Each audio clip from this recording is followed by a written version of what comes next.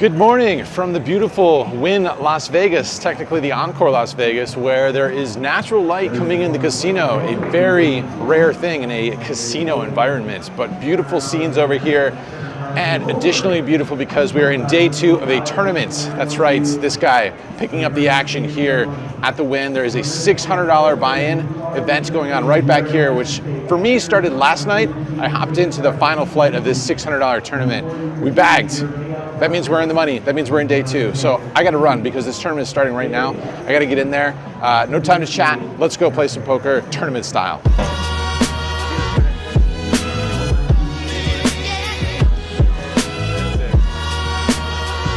All right, guys, it is first break of this little tournament of poker, and things have been happening pretty fast and furious, and they started right away before I even really had time to get this camera situation situated. Playing 4,000, 8,000 blinds to start. We come into the day with 310,000 in chips.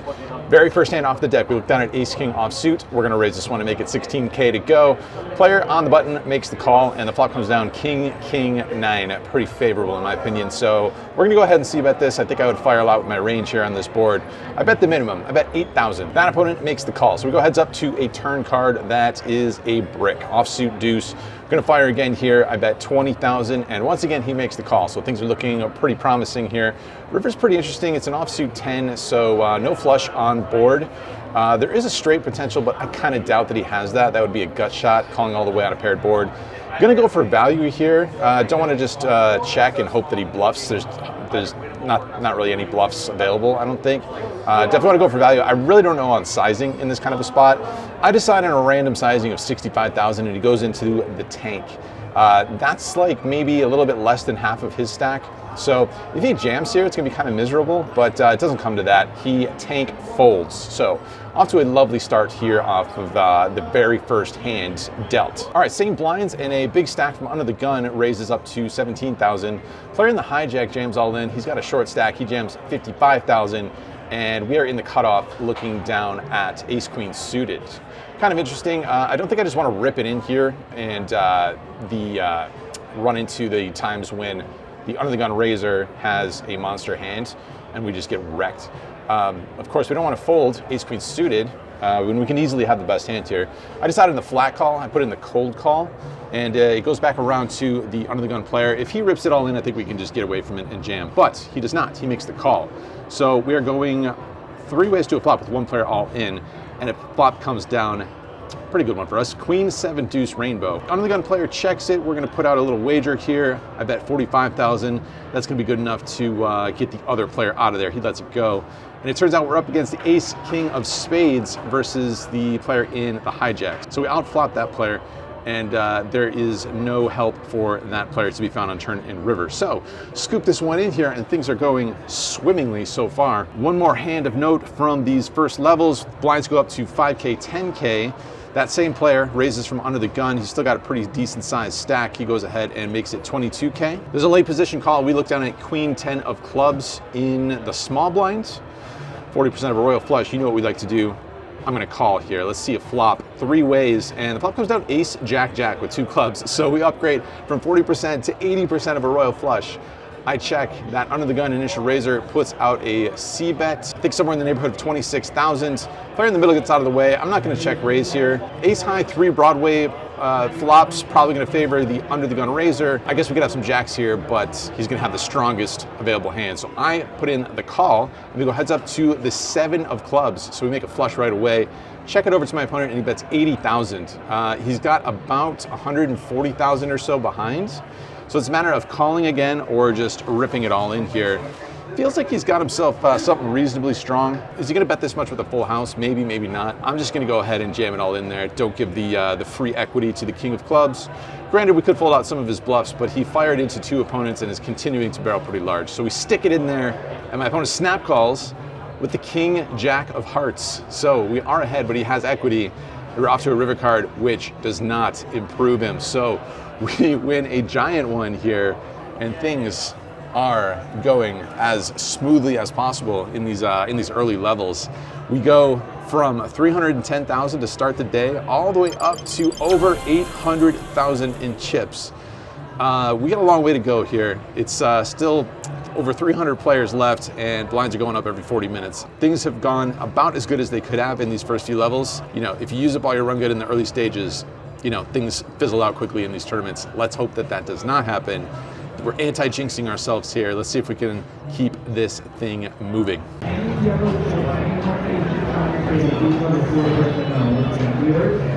Oh, it's you! All right, guys, second break of the day. This is like super GTO vlogging little area right here. It couldn't be more secluded and quiet. There is music playing, but microphone. Anyway, so that we're on second break now, and the previous last few levels was looking fairly bleak. Was making lots of second best hands and getting lots of rags and stuff that is not fun for a poker player trying to make things happen in a tournament. However, things took a serious turn just in this past level. We were playing 15K, 25K, and we were down to just under 500,000 in chips. Won a small pot just before this to get us right around 600 or so, when there is an open by the player on my right to 50K. And we've got like 20 big blinds or so, maybe just over. And we're looking at an ace king of clubs. And we could put in a small 3-bet. Maybe we have some bluffs in here, but I think with an ace king type hand, when we get called by you know, some smaller pairs and such, and we don't connect, that makes it super awkward. So I just decided to rip it all in here with the ace king of clubs for like 600K. Back around to that initial raiser who calls. He also has ace king, and the flop comes down club, club, club for the nuts on the flop. So that is a beautiful sight. We, of course, double up here, plus a little bit more with the blinds and ante.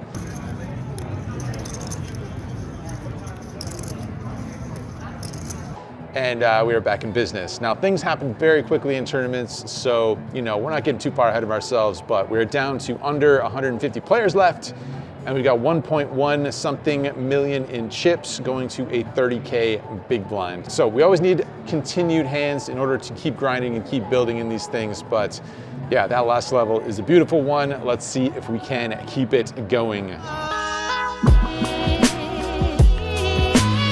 All right, guys, hello again from this hallway, which the music is increasing in volume as the night continues, but the good news is that the night continues for us. It is currently dinner break on this tournament, and I am still participating in this tournament. Couple of fun hands from the last couple of levels. One of them involves pocket aces. We go ahead and raise pocket aces out of the cutoff. I believe we are playing 15 and 30,000, so I make it 60,000. And the button folds, but the small blind puts in a 3-bet, which is it's the stuff that dreams are made of. Come on, people. So he puts in a 3-bet. I don't have the exact sizing, but let's say 180,000, something like that. Could 4-bet, but that looks extremely strong. We're not super deep, but we're not super shallow. Kind of a middling stack size, and we've seen basically no 4-bets in this tournament ever. So I'm gonna do it. I'm gonna get tricky. I'm gonna put the trap on with these pocket aces. I go ahead and flat call, and we go heads up to a flop that comes down extremely favorable. Let's get some focus here. Comes down extremely favorable for the pocket aces. Ace, 9, deuce, rainbow. So dry. We have so much of the board locked up here. Obviously hoping for a bet, but it does not come. My opponent checks it, so we're gonna continue the trap. We're gonna continue applying the trap here. I go ahead and check this one back. Turn is to 7 hearts, so now the board is becoming a little bit more connected and dynamic, and this time my opponent wagers. He wagers some money, I believe in the neighborhood of the 175,000 chip mark. We're not gonna do anything other than flat call here. We're gonna keep the trap on, play in position, just flat call, and head to a river which pairs the board. It's another 9. We end up with a full house here, top boat, the absolute nuts basically. And even better news is that my opponent fires again, this time for 250,000. There's only maybe an additional 300,000 or so to play for beyond this bet. So the most obvious jam all in the world. We go ahead and do that, and my opponent lets it go at this point. So I think that's a pretty successful trap, all things considered. He didn't seem to think about it for too long there on the river. He folded pretty quickly. So don't know what he had, but definitely works out in our favor. chip all the way up to about 1.5 million in chips, which is good for about 50 big blinds at this point. All right, one more definitely interesting hand comes when we are in late position, looking down at 6-7 of spades. The big blind at 50,000. I go ahead and raise it up to 100,000, and it folds over to the big blind, who begins assembling chips, looking to put in a 3-bet, which I thought he was going to go ahead and jam all in.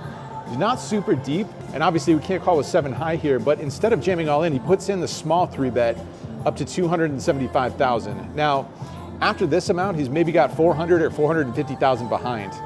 So it's not a great spot, but we're getting a very good price. And the cash game player in me cannot fold a suited connector for less than 3x in position. So I don't know if this is a very good call considering the stack depth. There's not a whole lot of implied odds, but I go ahead and toss in the call, and we go heads up to a flop that comes down Jack 6-6, which is, once again, the stuff of dreams.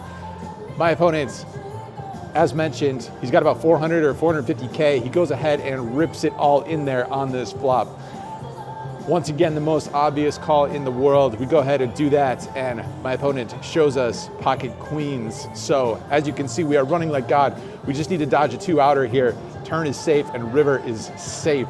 We're scooping in another big one here. This time we crack the big pair with a suited connector. We're dragging in chips. That hand is going to take us over the 2 million mark in chips with blinds at 50K. That gives us plenty of room to work with. 2.2 million in chips at 50K is over 40 big blinds. And that takes us down to less than 100 players remaining in this tournament. So, as mentioned, things going pretty well. I just wrapped up dinner. I went over to Earth Cafe. Strongly recommended if you're in the Wynn neighborhood. It is part of the Wynn property. It's in the shops, which I don't know the exact name of, but Earth Cafe. I used to go there when I was living in Los Angeles. Great spot. Not a ton of people that go there. And we're getting ready to hop back in here. We've got about 2.9 million in chips at this point, and there's 84 players left. So the prizes at this point are not big, but we are just trying to gather enough fuel and enough steam to get us to the final table, fingers crossed, because there's some big prizes at the end of this tournament. But we still got a long way to go. 84 players left. If we can survive another 75 of those, and get to this final table, that would be wonderful. Let's see if we can do that and see if we can find some more of this delicious run good, see how much of that is left.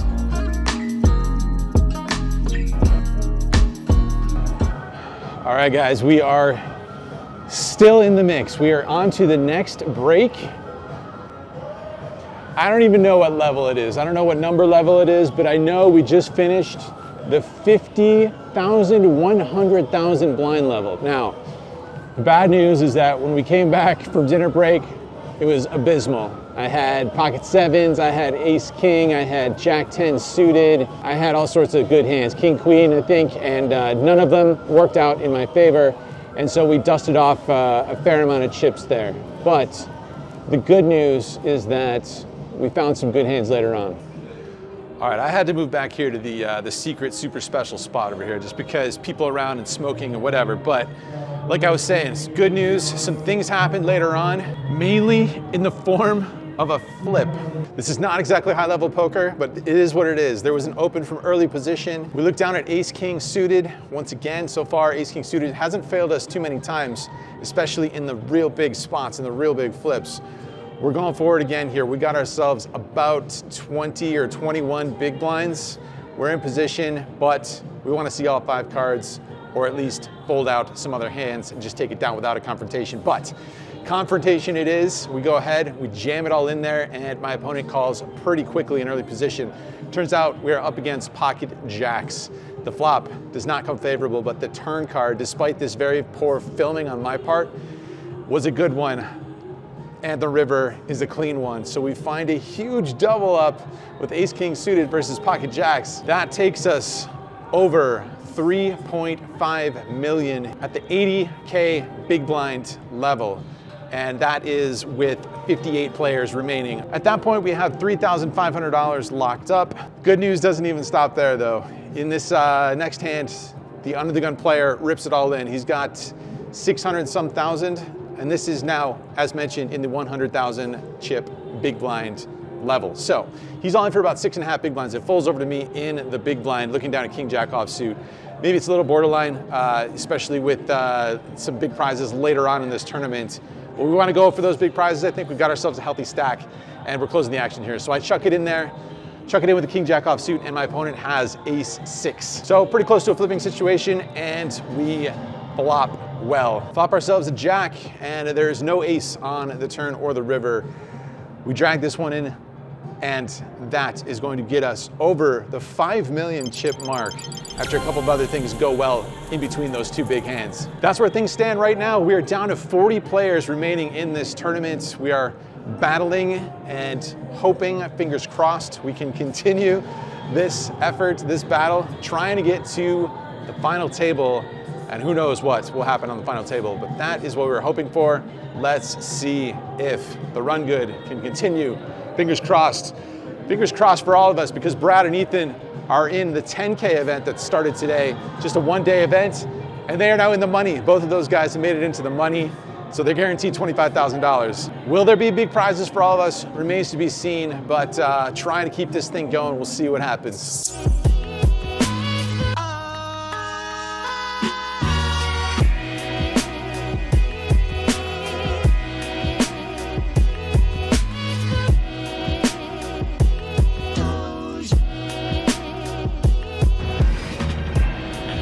Parking lot updates are never, or very extremely rarely good, especially when there was still tens of people left in the tournament. This camera, the G7X Mark III, it kind of sucks, honestly. For somebody who's been vlogging for 7 years, to still be using this kind of a camera is maybe a little bit surprising.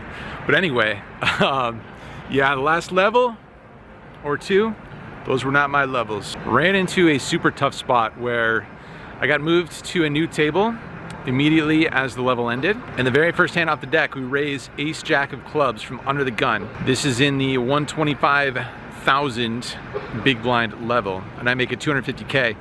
Fire my direct left calls, that's under the gun +1, he makes the call. And we go heads up to a flop that comes down ace, 8, deuce, rainbow. I decided to check it here because the ranges are so narrow. I think he's gonna have better aces than me sometimes, although I'm not sure if he just flat calls pre-flop. And I think he's gonna have a lot of pairs. And so I don't think we're gonna get 3 streets versus worse aces. And it doesn't seem like there's a lot of protection that our hand requires. So I decided to check it in this spot. We could definitely like just bet 1 big blind or check. I think that's fine. My opponent bets. I think he bets somewhere around 225,000. Maybe a little bit of a down bet, but not significantly so. Obviously we call. Turn is the 6 of diamonds, second diamond. I check it and he fires again, this time for 550,000. Don't have too much choice here. Once again, we're just gonna have to call and see what happens on the river. And the river is a brick, although it does complete some backdoor straight draws, but I would basically expect him to never have those. I want to say it's a, let me think here. I want to say it's either an offsuit 7 or a 5. I don't quite remember. But anyway, I check it again, and this time he does not stop firing. He fires out 1.1 million in chips. And it's a really close spot. Like I said, he's going to have ace king, ace queen here if he did not 3-bet that pre-flop. And with me checking on the flop, I think maybe I underrep my hand slightly. Possibly, not sure. And I tank forever. I tank for multiple minutes in this spot, but eventually I decide on a call, and he shows us pocket 6s, which is pretty tilting to say the least. You know, he could just whiff and not make a set. Maybe he slows down, not sure. Not sure if he's just gonna check down pocket 6s or if he's just gonna keep bluffing with that, but it makes it super easy on him to go for value, obviously, with a set. I don't know. I figure we run into pocket 8s there sometimes, but I was not expecting to see the 6s. So that sucks. There was also a blind versus blind hand in a limped pot. I'm in the big blind and check it with queen 8 offsuit. Flop comes king 8 deuce. My opponent bets small. I call with the second pair. Turn is a jack. He checks, I check. River's a 10. He checks, I check. And he shows jack 6 of clubs. So he bet on the flop with nothing, hit a pair, and then just checked it down, and we lose that one. Next interesting hand. We raise pocket kings in early position in the 125,000 big blind level. We make it 250 to go. There's a player in, I want to say, the cutoff or hijack who makes the call, and the big blind rips it all in for about 1.1 million. I rejam. I have about 3 million or so. Player in the middle gets out of the way, and it turns out we are up against pocket aces. So Lovely, of course. Lovely little situation there. We do end up making a flush. He makes a better flush, so that is absolutely miserable, just pure run bad. And in the final hand, we've got 11 big blinds, and we've got ace-5 of spades under the gun. Shipping it in there because we're gonna have to pay double blinds very next hand. Gotta get in there, gotta get it in the mix. We ship it in, we run into ace-king, which makes the call, of course. And that is a wrap for our tournament. Out of there in 33rd place for 4,800 and a little bit of change, which I gave as a tip. So we've got ourselves $4,800 off of a $600 buy-in, which in a normal day or two of poker is fantastic, but when first place is a medium six-figure amount of money, of course, it's very disappointing and very tilting when things were going so swimmingly, things were going awesome. So yeah, it's pretty brutal. I'm not gonna lie, I'm pretty disappointed with it. Even though this is pretty much how tournaments always wrap up, you know, with disappointment. But what can you do? Ran good for a lot of the day. Feel like I played really good. Obviously got lucky in some spots and ran good, and then eventually you run bad, and that's that. So it's tough to beat 4,000 some odd people in a tournament or even get to the final table. So 33rd place it is. We got a lot more poker with the WPT World Championship happening in this building over the next several weeks. So we're gonna keep firing. Brad and Ethan, they're in the 10K. They're down to the final 5 right now. So they're making tens of thousands of dollars. We get $4,800. We beat thousands of people. They beat like 20 people. You know, that's how it goes. Not really bitter, but maybe a little bit. No, not really. Good luck to those guys. I'm out of here, back for more poker. Would love it if you would subscribe if you want to follow along. Helps you find more videos just like this one. All right, see you guys.